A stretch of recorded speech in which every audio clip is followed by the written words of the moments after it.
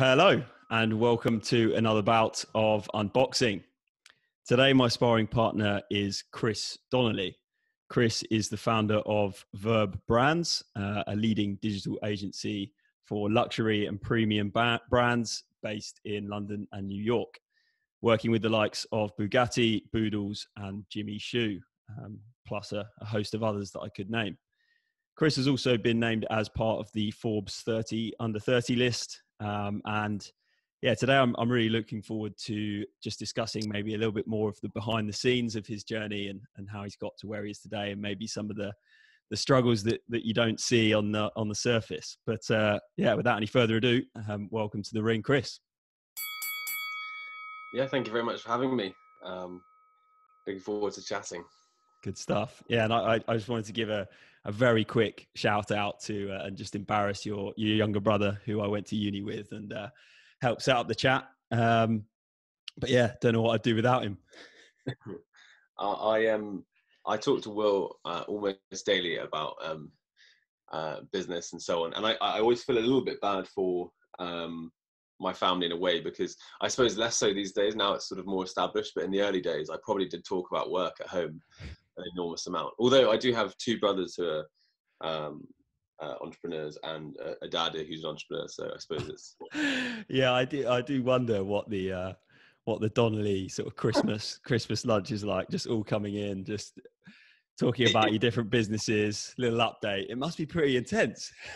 It's in a weird sense, like I know that must be like so alien for some people to even conceive that, but like, yeah, I do actually. I went home during when like first lockdown ended, and we did like a picnic in the garden with like my mum and stuff, and I was like catching up with my mum towards the end of the day, and I was like, oh, sorry, I haven't had a chance to talk to you. She was like, no, I just assume obviously that you and your brothers and your dad are going to sit down, just talk business for a couple of hours, and you're just going to get so engrossed by it and you're not even going to notice.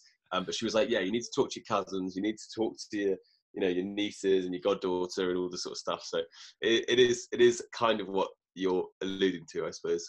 Yeah, no, it's very interesting. Yeah, as someone who's worked in a family business before, it can be sometimes quite difficult to draw the line between business and family. But yeah, maybe we'll get onto that when we talk about the entrepreneurial struggles. But yeah, I just wanted to maybe start off by just talking about your early days, and obviously now you've got your pretty successful digital agency. But how did it sort of start off for you? Were you always quite entrepreneurial? You said your dad was an entrepreneur. Was this something that was kind of brewing up for you sort of during the school days and early days? Yeah, I suppose so. I think those that I knew at the time that spent a lot of time with me, I mean, obviously like mum and dad, my brothers and so on, will remember that like I've basically, and the word I would use for it is like I've tinkered with businesses and I suppose like the buying and selling of things from as early as I can remember. I never really, I mean, to be honest, total transparency, I don't really think I ever had any genuine success in business until Verb. But I sort of made money and, tinkered with businesses from as young as like 13, which was like buying and selling of like equipment, computer equipment, building web pages at like a crazy young age, setting up people's social media pages, anything from like, people used to collect Pokemon cards. I didn't collect them, I bought and sold them. I suppose like a mindset wise, like I was always kind of interested by not by the end result of the money, but more by like the process of kind of how it was made. And so, yeah, like I tinkered forever. I was involved in, half a dozen genuine businesses before Verb, with a varying degree of success. But Verb's obviously the first business that's like, like genuinely taken off, has like blue chip clients, is, a big team, a big company in multiple countries. Like, I never had anything remotely like that before. So yeah, I was very into like entrepreneurship, I suppose. Yeah. And I think that is a good and a bad thing, if I'm honest. Yeah. I was really into the idea. Like it went in phases for sure, but like in the early days, it was about making money. And that was actually a sort of passionate thing. Like I wanted to understand how money was made and how products were sold. But then I think at like between the ages of like maybe 19 and 23 or 24, I was like obsessed with the idea of being an entrepreneur, which I actually don't think is that healthy, to be honest with you. Whereas now I think I'm much more at peace with my job and what I think that skill set is. And, you know, nowadays I actually really dislike a lot of the sort of entrepreneur hustle, you know, crap I read online. And it's not that I ever was someone that posted that stuff, but I definitely prescribe to it, you know. So yeah, it goes in waves, I think. Yeah, very interesting. Yeah, so you kind of had that going on in the background, and would you say that was more of a quite sort of private thing? Was that something that you were, you know, going into school and discussing with mates and things like that, or was it just kind of kept to the side? Maybe just discuss it with your dad or something like that. I think at the beginning it was relatively private, but I had a really funny thing happen the other day, and for any friends that listen to this podcast, I do apologize profusely.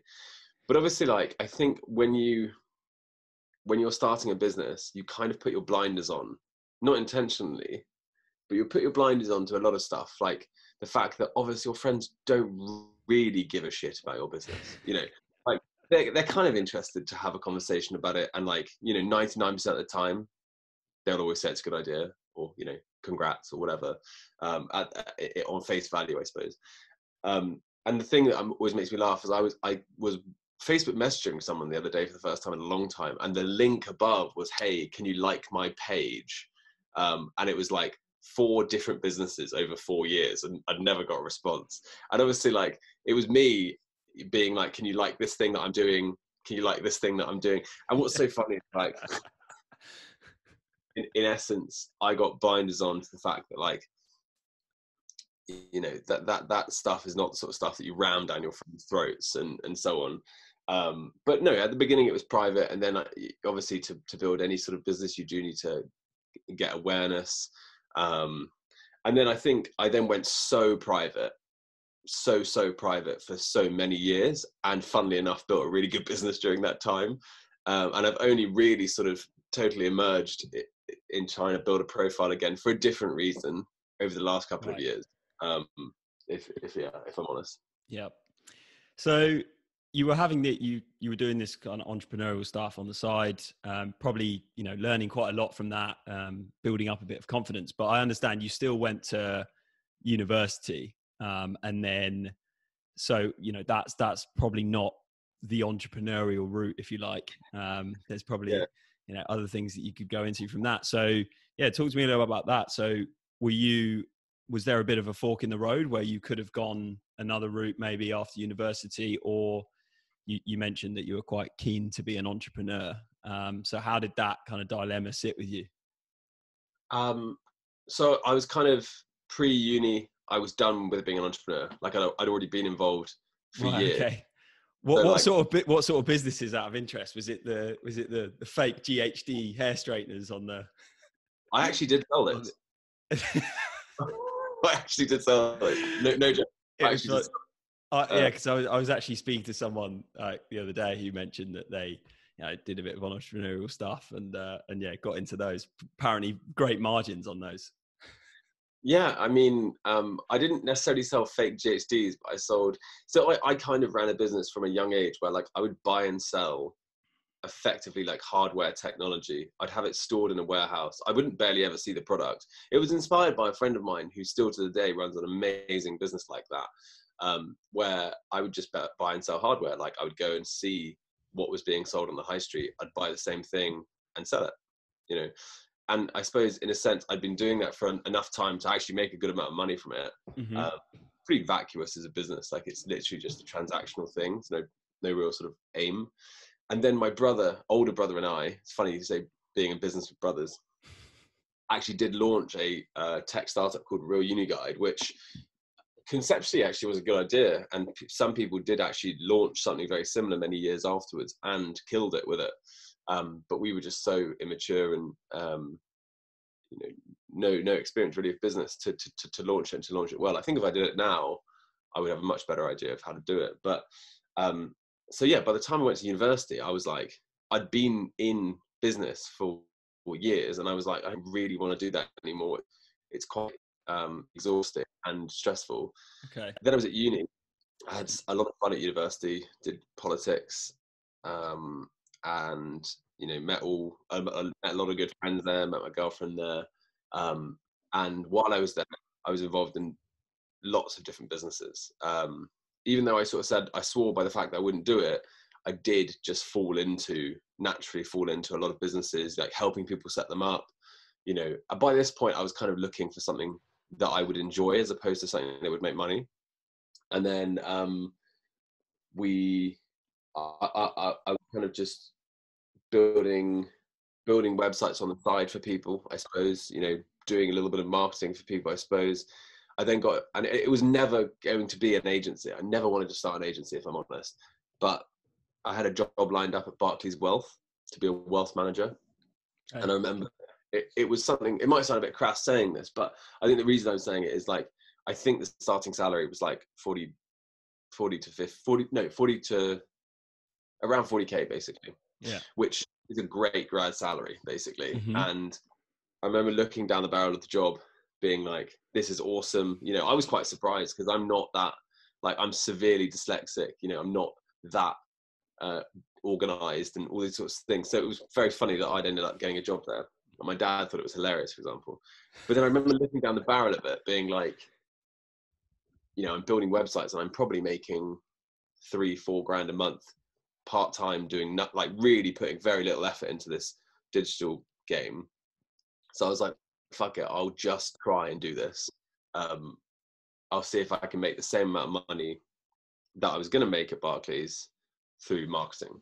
And yeah, first year out of uni, I made like over 100 grand and won like blue chip clients, So when you were looking down that barrel of Barclays, what were the sort of thoughts that came up for you, and why wasn't it the route you wanted to go?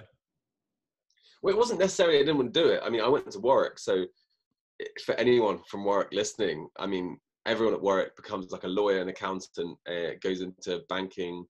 What's the other one? Management consultancy. That's all people from Warwick do, really.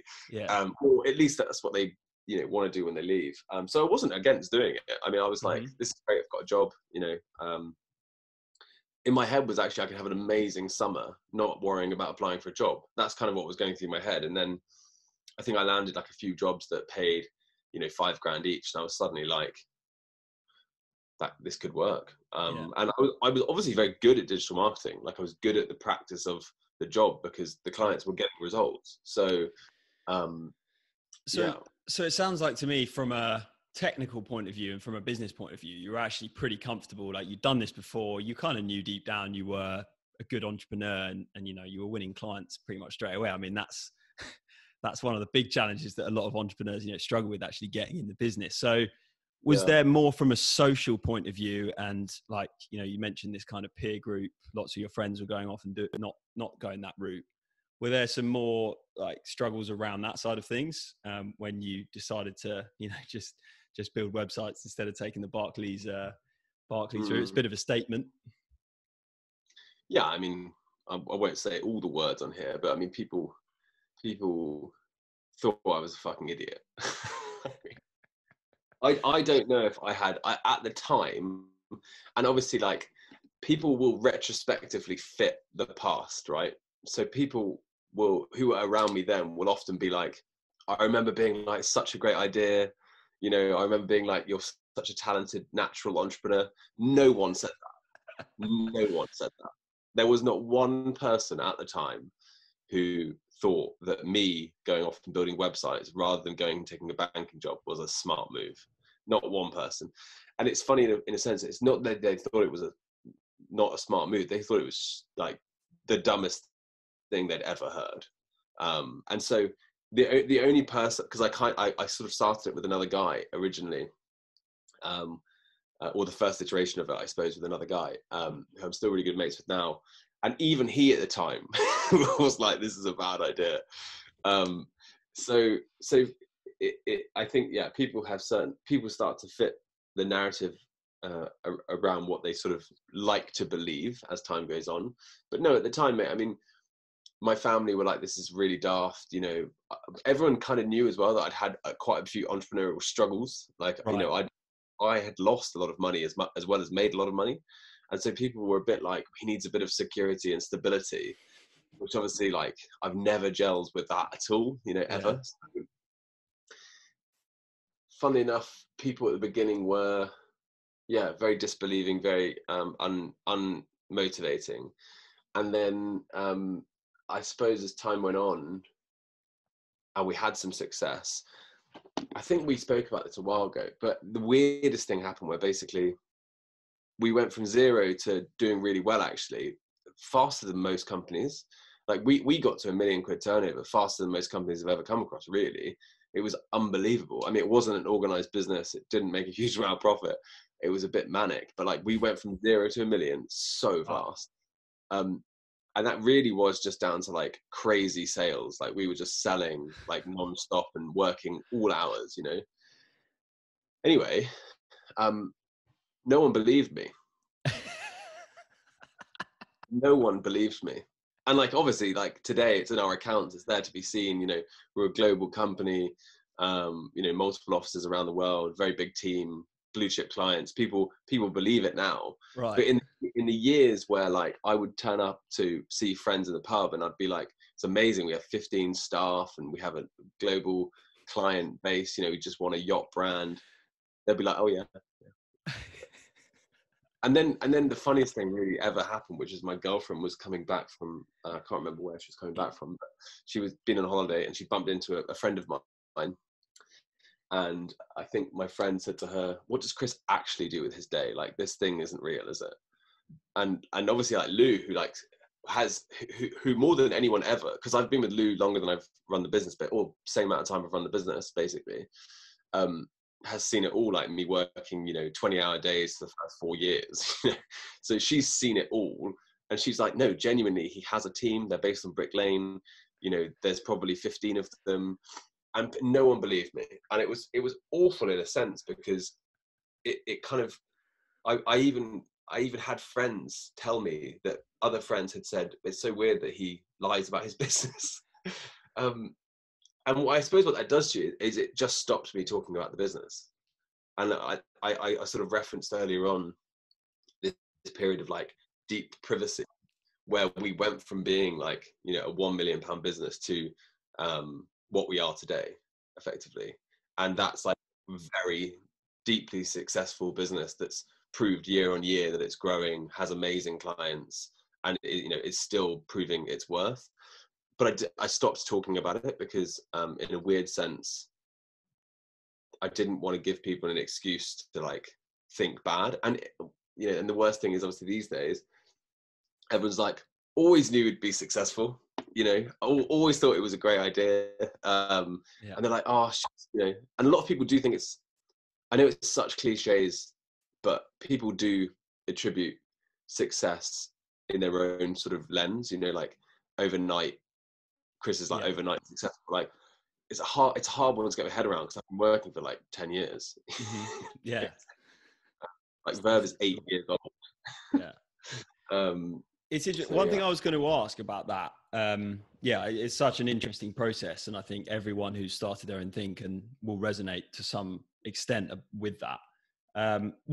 Just out of interest, you mentioned before that you went through that phase of kind of wanting to be this entrepreneur and really wanting to like have that identity as a successful entrepreneur. Did that sort of coincide with when you were starting up Verb, or was that way before?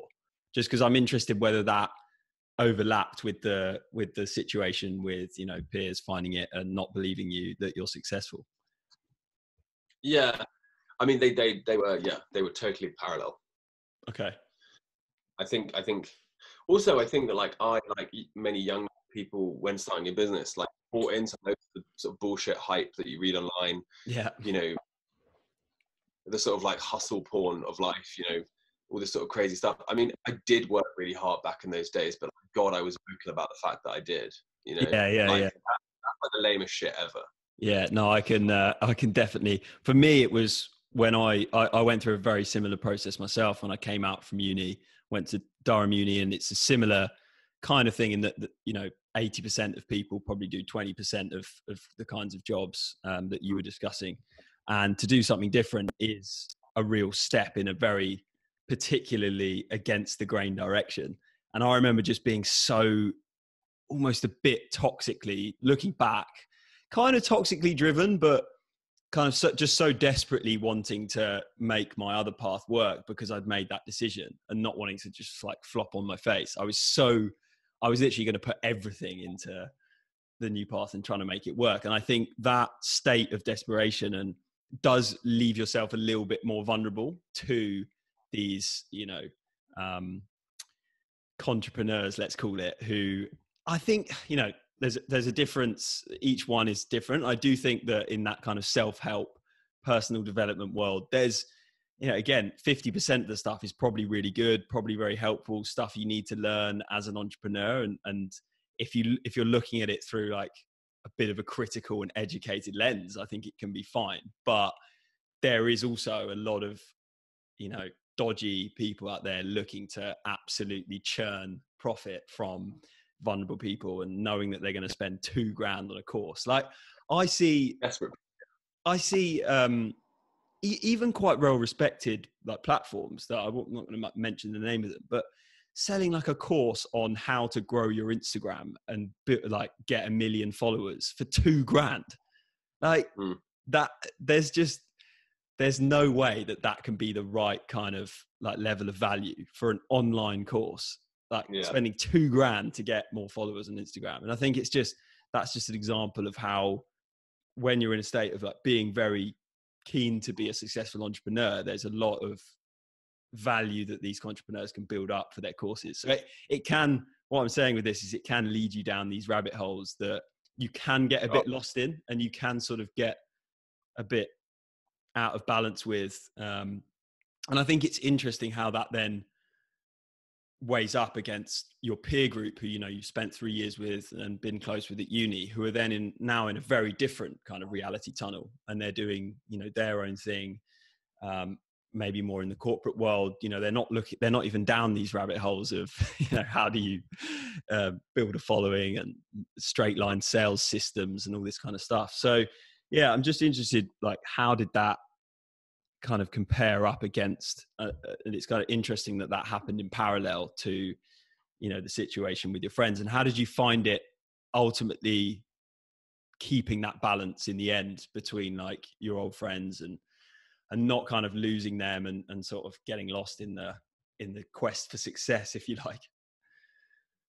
Well, I suppose it's as you described, like that. The situation is that you turn down a job, and this is obviously very deeply personal, but I turned down a job.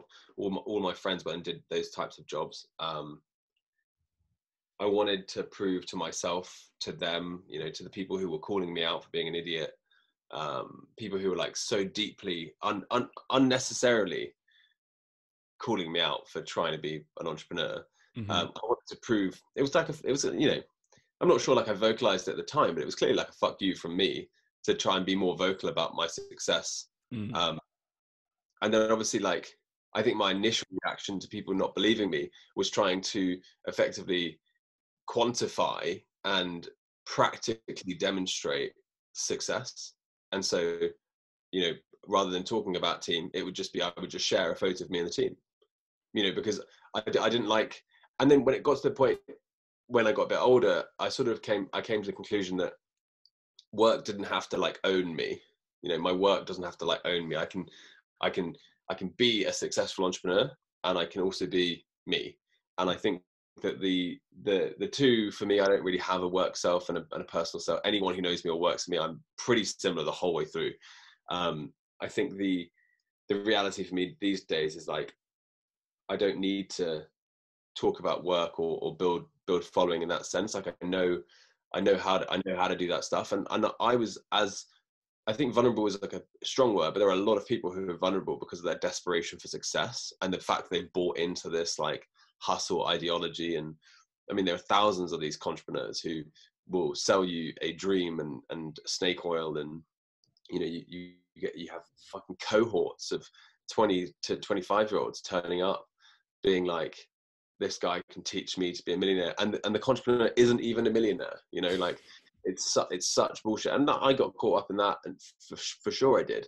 But I think kind of what brought me back was a little bit like, I just focused on the business, stopped talking about the business, and you know, it became a very successful business. And it's weird now. I look at like young agency owners and business owners, and I read their posts on LinkedIn and stuff, and I'm like, wow, it's unbelievable that they've gone from like 0 to 30 people in a year. And then I'm like, oh no, it's bullshit.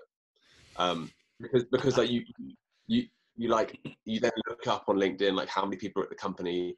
You know, you then do a bit of an investigation, and you suddenly find out that poor person is probably actually running a really good 15-person company, but because they're so like ahead of themselves, they're trying to like prove themselves, they're trying to, you know, ego the whole situation. They're boasting something that doesn't even exist, when what they have is, you know, very successful and very impressive. What's your view on that now? Like, because there's such a weird, like, you know, the definitions of success are how many employees you've got and what you're turning over a year. And, you know, if you're turning over $1 million a year but losing 2 million a year, it's a rubbish business. So like, what in retrospect is your view on that? I guess, even though it's probably quite obvious. And why do you think it is that we have these like such external like validations of success? It's because entrepreneurs are so emotional. And I'm the same. You know, you get caught up in everything before that's come before you. You know, you get fed into a system at a young age. Like I was like 22 when I started Verb, but when I started my first business, I was like 16. There's no rule against it, but you're not ready for it.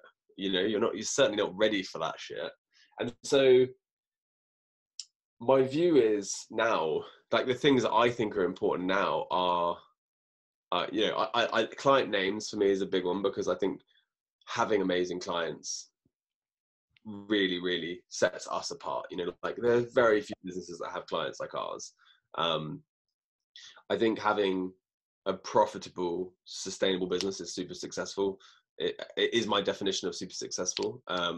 We've had more people than we have in the company now, and I think like COVID had an impact on that. But also now, I think we try and make sure that we hire really, really, really good people. Whereas like I remember when our company was a bit smaller, a bit younger, we had a lot of people who I think were very young, and I think in a way we weren't doing it intentionally, but like, I mean, we took on like apprentices and interns and stuff, and we would always use them in headcount, you know.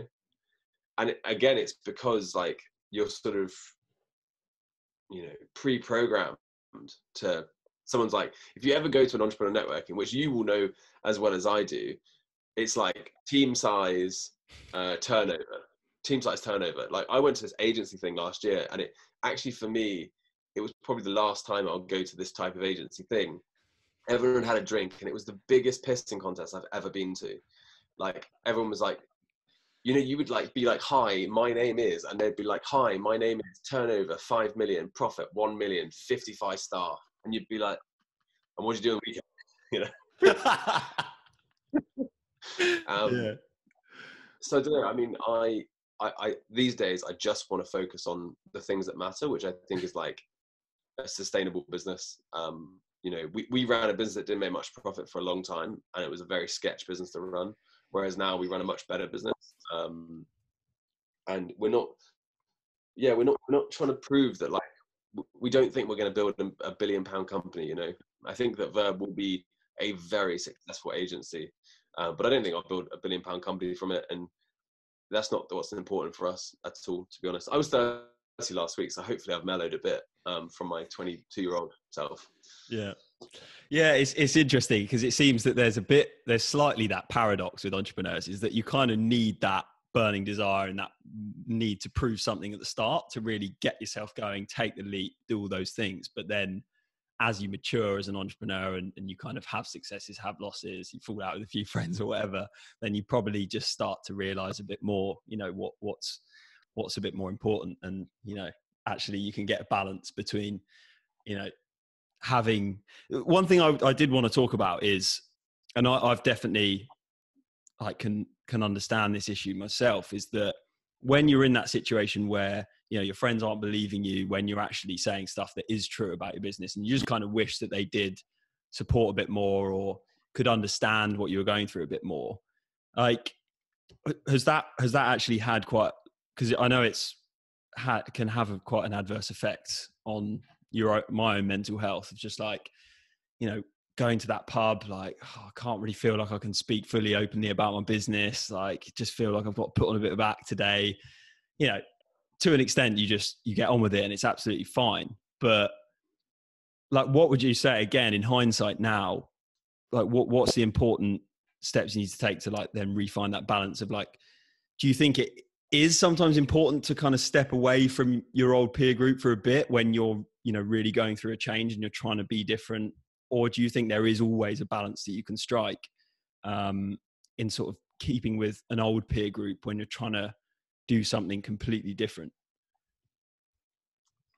Yeah, so I suppose for me, like my best friends are still the friends I have from when I was young. Some of them I reconnected with over the last couple of years for sure, and therefore there was definitely a period of my life where I saw my older friends less. I don't think you need to pull away from friends necessarily. I mean, maybe it's part of your growth if you do, but I think for me, I am similar. You know, like you have to be a bit daft to be an entrepreneur, because I think that it goes something like, I have loads of friends, for example, who are super intelligent, like way more intelligent than me, you know, analytically, you know, they're better with people than me, they're better pretty much everything than me, you know, and yet the reason they wouldn't start a business is probably because they're quite clever. You know, like you almost have to be a bit daft to think that you can do something better than it's being done. And until it's done better, it still is pretty daft. You know, like you're only a genius once it's successful. But I suppose for me, like on the point about the pub, yeah, like obviously I would go to pub for years and years and years, and obviously conversations would happen where like you were again trying to like prove your worth because you thought people were doubting you, which, you know, spiraled, because it's sort of self-fulfilling that if you think people are doubting you, you probably do ego things up a bit, don't you? You know, you do make things, you pick the characteristics that are the best, even if you're not lying, but you don't talk about the bad bits. So that everyone knows that your decision to walk out on a job and your decision to focus on building a business wasn't a bad one. And then there's things at the pub like where, you know, everyone talks about their work and how their bosses are an asshole, and you're like an entrepreneur who's trying to be a great boss, and you think your culture is great because you're new to business. Really, your culture is just identical to everyone else's, basically. And you're sort of sitting there being like, that's so alien to you. You know, you're like, why wouldn't you work hard? You know, like why do you want to finish work at 5? You know, why do you not want to work on the weekend? You know, so your experience of the whole thing is so different.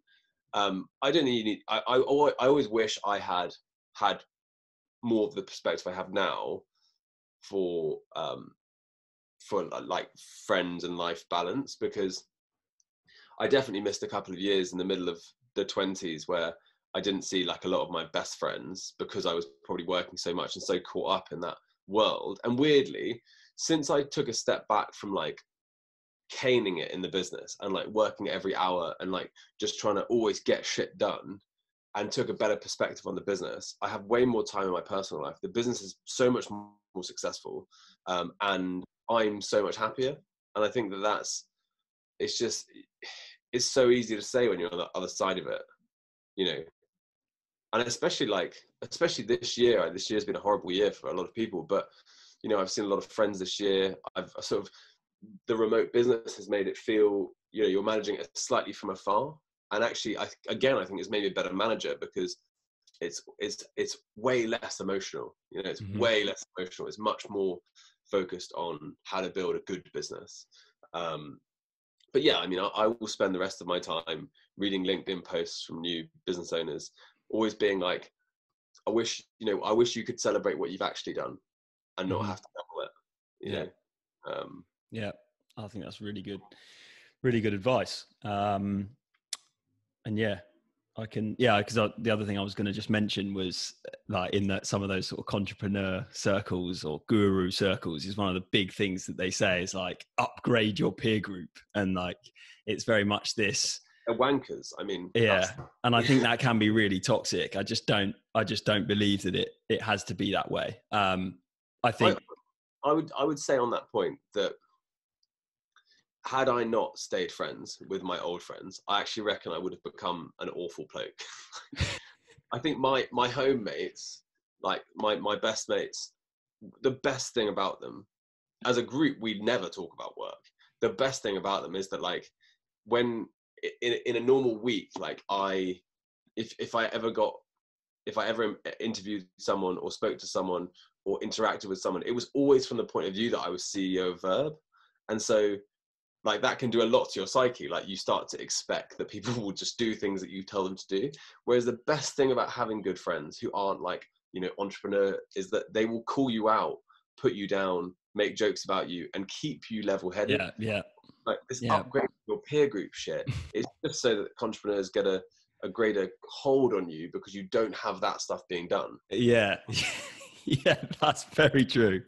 Exactly. It's like they actually say like, oh, you don't need that negativity bringing you back down, but actually what it's doing is kind of keeping you in this like reality bubble that isn't very true. And I think it's like it's manipulation. It's about taking away other influences in your life so you only listen to them. It's like 101 in terms of manipulation. But and I'm really glad that there seems to be a bit of a backlash happening. It's weird because when I was going through it, it didn't seem like there was that many people questioning it and being like, what on earth is these people doing? You were just like kind of, well, if I want to be successful, like this is all that there is. But I think now with podcasts and so many people talking about this stuff and, you know, people like yourself coming out and talking about it is we actually can say like, actually those rabbit holes are completely ridiculous.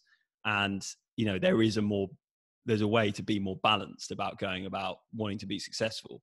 And I think, you know, it's then taking the good parts of what those kind of guys were talking about and the good things about self-development and working on yourself, but just, keeping some sense of balance with the rest of your life with it, I think is really important. But yeah, that's very interesting. I just wanted to also kind of move on to your situation now. So obviously you're now in a position probably that's a bit different to what you were when you were 23, 24, 25. And, you know, you've been doing this for a number of years now. I know we spoke off air about kind of, you know, there's always the next challenge, and noticed that recently you've kind of been speaking out a little bit more. You mentioned that Verb initially was quite a private thing, like in terms of emotionally and personally.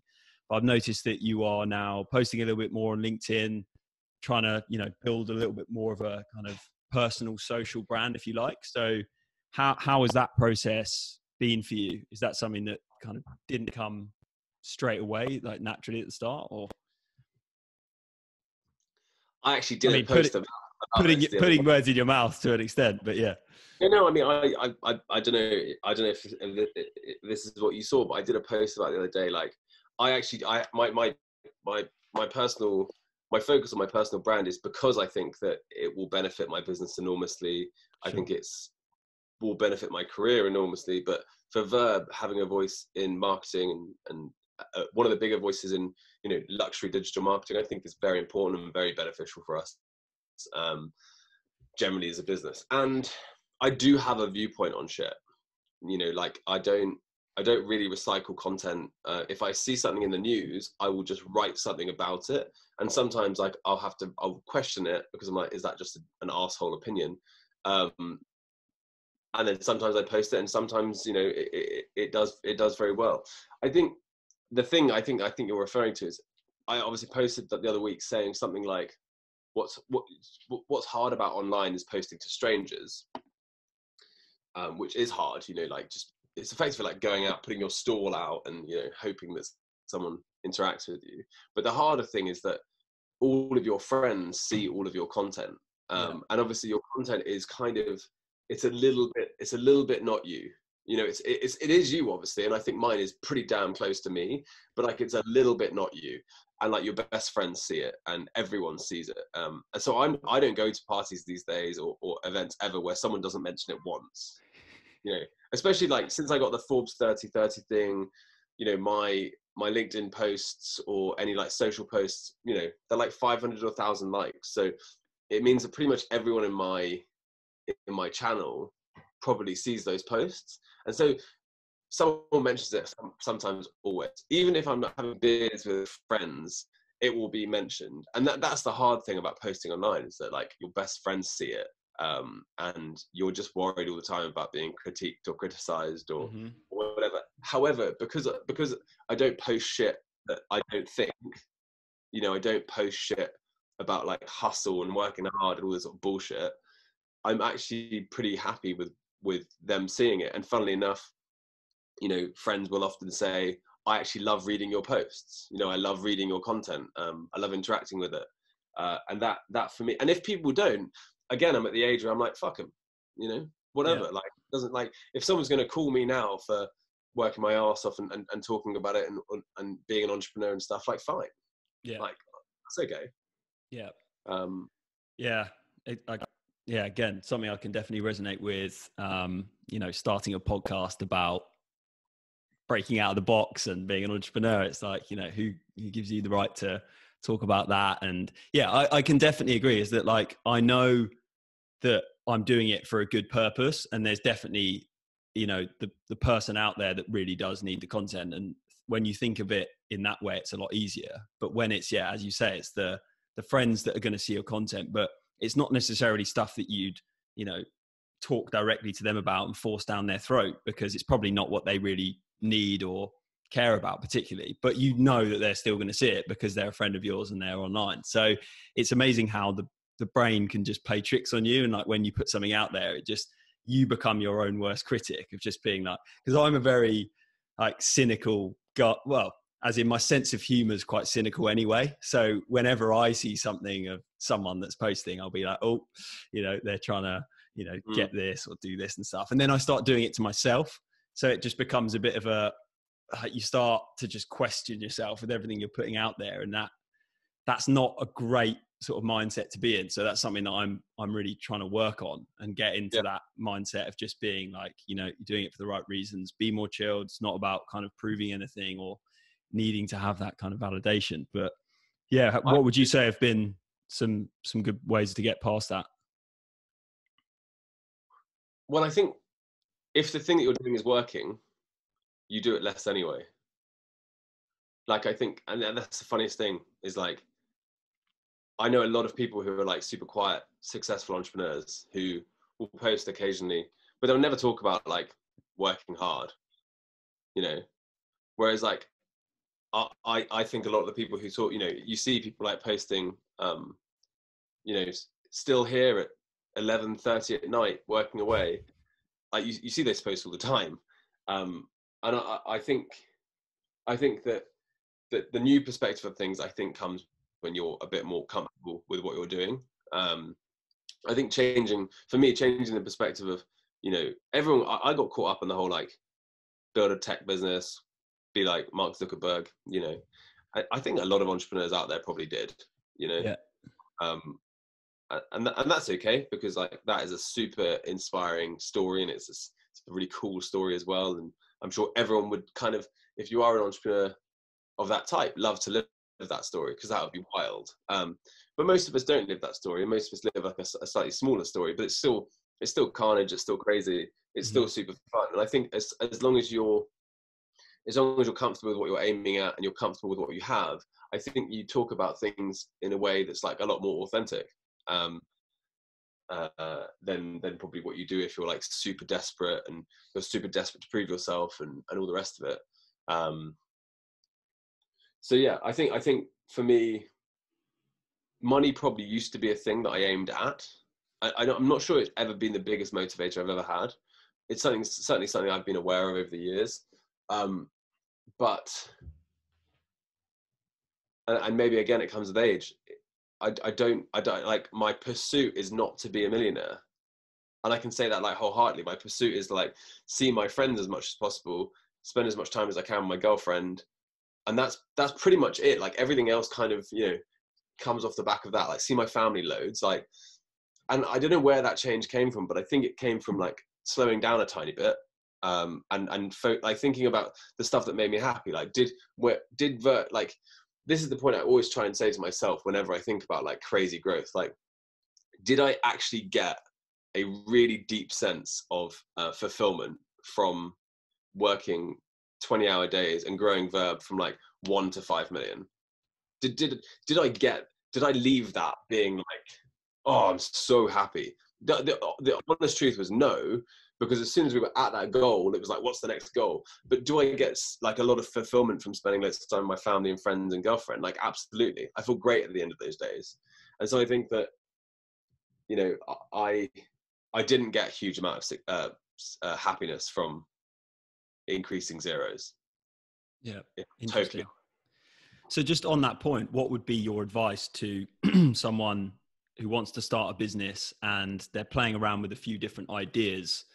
What would be your advice in terms of what kind of business to create and what to think about in those initial stages, and specifically relating to what's going to be the most successful idea financially versus what's going to just be the most enjoyable to work on? Like, how do you balance those two things up, like, as an entrepreneur? I think you have to like it to if you do what we did, which is start without money, you know, start without funding. We put £400, and I think that you kind of have to love it, and you have to kind of love it because you have to obviously work super, super hard. My advice would just be like, I don't think that you're in a rush. Like, I think people make really bad decisions because they think they're in a rush. Mm-hmm. Like, I met someone the other day that sold their agency, a very, very impressive agency. Same age as me, maybe a year younger than me. His agency was much, much bigger. But he only owned like 4% of it. And I was like, you're not going to be selling for a huge amount of money. Like, we all know that, let's be honest. You know, so what are you selling for? And you're selling because you kind of can't not sell at that point. But would you prefer to have gone a bit slower, enjoyed the journey a bit more, have seen friends more, and not, you know, not focused on the fame and the glamour and the glitz of being like a successful entrepreneur? Like, I don't know, if I was a young entrepreneur now, I would think long and hard about what my product was. I didn't have the luxury of it because I jumped straight in because I'm an idiot. But if I was to start a new business now, I would think very, very deeply about like its sustainability, the fact that like the product can't rely on me, the fact that it has to be profitable, it has to have a good margin naturally. Like, there's so many things at a young age you're like, oh, we'll work it out, and like a lot of people do, but you know what, a lot of fucking people don't. And so like I would just I wouldn't rush things, especially when you're like 22 like I was. Like, that if I'd started my business a year later, it probably would have been a way better business. You know, whereas I've always been so precocious, such a rush. And I would say to people that if you want to set yourself a really good way of thinking about business, I would always, every 3 months, pick competitors to help you raise your game, because strategically you have to outthink them. You can't like out hustle them. It doesn't work like that. When you get to a bigger level, like, I always think to myself, here are like 5 companies that I really want to like emulate or be similar to or be bigger than, you know. And what that does to me is it kind of keeps me thinking continuously about that, while at the same time, like, you can't do that by yourself. And I think that's the thing, is that people try and build businesses on their own backs, and all that does is just make you very unhappy. Like, I ended up drinking loads, and it's not that I've stopped drinking, but I don't drink. I drink for a very different reason now. Like, I would drink on a Friday night to like oblivion, and it was because like I kind of needed a rest, and the rest was actually switching a head off. Yeah, I think the not in a rush piece of advice is is a good one, but then at the same time, it's a hard one to take. It's easier to take on when you're 30 and you've got a bit of success under your belt than when you're 22. But I think, I think the key theme of this whole chat has been trying to just find that, like, to be really successful in life and with your business, it doesn't involve having to like completely take yourself out of balance and just be like this completely sort of unrealistic person, basically.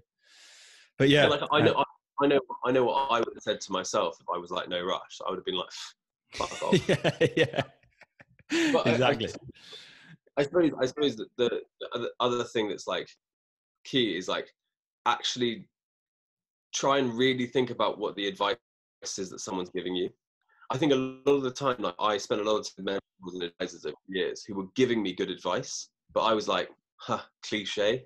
And I think I wish I'd learned some of the lessons that I've learned over the last 3 years earlier, and I could have learned them earlier. I knew the people that could have taught me them, but I wasn't ready to listen because I was in such a sort of slightly arrogant entrepreneur mindset about how I was going to build a better business than these people, which is like so revolting in a sense, but again, like a lot of people would have been through it.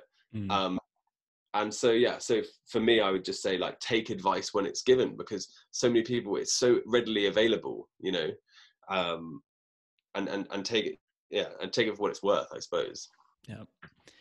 Awesome. Well, I've really enjoyed that last the meat of that bout. There's been some really, really interesting topics there that I've always been wanting to talk about on this podcast. But I'm going to jump into the final round now and just throw a few quick questions at you to round things off. So my first question is, if you look back on your life, what was the biggest before or after moment where your life sort of changed in some way forever? Oh, blimey.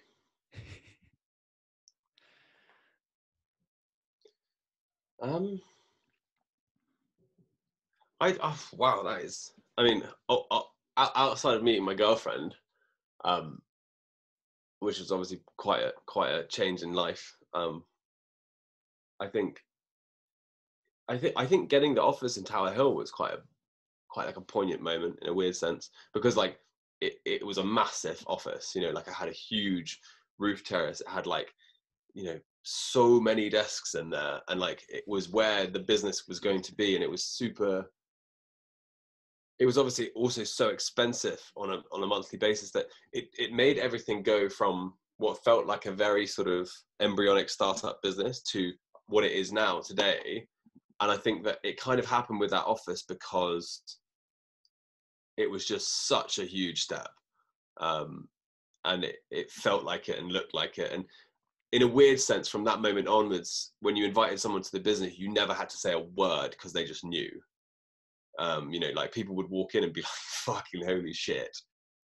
Rather than walk into our old startup office where I'd have to be like, this is how many staff, this is what we're doing, this is our client, whereas clients would walk in and be like, holy shit. Like if friends ever came and saw me at the office, I remember an old housemate came and dropped something off at my office. And I just saw him in the reception standing there like this. And it was, that was quite a big moment for us, I think. So you think that was potentially a moment where you kind of you could then transition into not having to prove as much, like, or feeling that you had to prove as much, and just be a bit more relaxed and chilled out and yourself? Completely. And I think it was the same year that we took comparable salary to our peer group. I think it was the first year that we felt like significantly underpaying ourselves. Yeah. Cool. I like how that correlates to the conversation that we had. Second question is, what does the word, you kind of touched on this in a few times, but what does the word success mean to you now?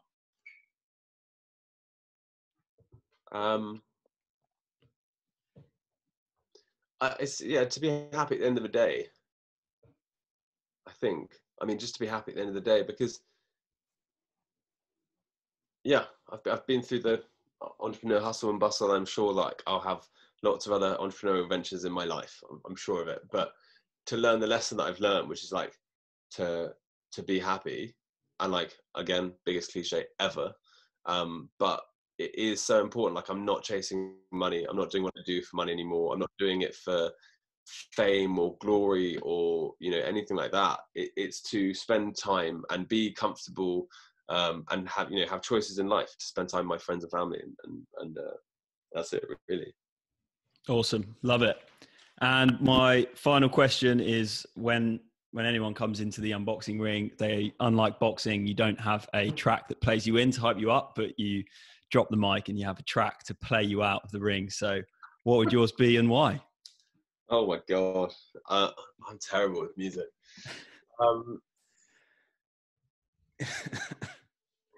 God knows. You've got to have a better taste in music than your brother.